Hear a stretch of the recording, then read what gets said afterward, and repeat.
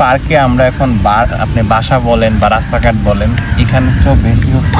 ও এটা এটা করলেন না। আসসালামু আলাইকুম। এখানে এসে বসে আছি কারণ একটাই, এখানে ইউরোপিয়ানরা হচ্ছে সানবাথ নেয়।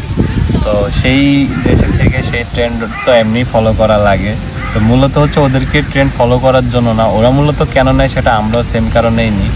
লাইক আমরা যেখানে থাকি বা এখানে মানে রোদ খুব কম পড়ে, এখানে ওরা হচ্ছে 12 মাসে 7 মাস 8 মাস 9 মাসই হচ্ছে ওরা ঠান্ডা ওয়েদারে থাকে, যার কারণে ওরা রোদটাকে আমরা যেরকম উইন্টার সিজনটাকে যেভাবে এনজয় করি, ওরা হচ্ছে সেম থিং উল্টাটা করে, ওরা হচ্ছে সামার সিজনটাকে এনজয় করে।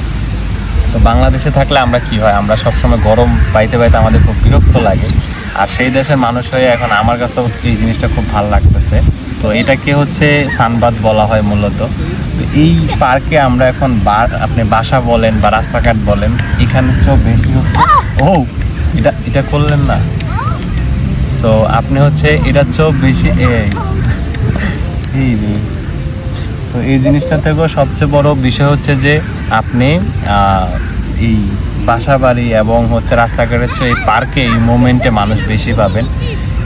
এখানে আসলে রেকর্ড করা অ্যালাউ না ওইভাবে, তারপরে আমি দেখাচ্ছি একটু জাস্ট ঘোরানো। এদিকে দেন। সো এখানে আসলে ভিডিও করা অ্যালাউ না, তারপরেও করলাম জাস্ট দেখানোর জন্য যে এখানে অনেকে অনেকভাবে শুয়ে থাকে, যার কারণে এইসব আসলে মানে যার এখানে ফ্রিডম, তো যে যেভাবে ইচ্ছা শুয়ে থাকতে পারে। তো এখানে আসলে এটা অ্যালাউ না। আমাদের বাসার বেডরুমের যেরকম অবস্থা থাকে আমরা সেম ওরা এখানে এইভাবে শুয়ে থাকে। তো আসলে এটা ঠিক না, যার জন্য করা হয় নাই, জাস্ট দেখানোর জন্য করছি।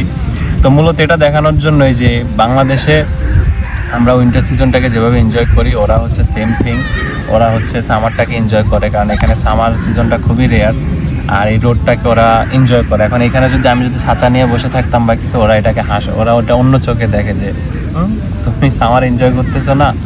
সো যাই হোক, নেদারল্যান্ডস থেকে মেহেদী হাসান তানভীর বিদায় নিচ্ছি। আল্লাহ হাফেজ। এবং আমিও সানবাথ এখন এনজয় করবো। টাটা।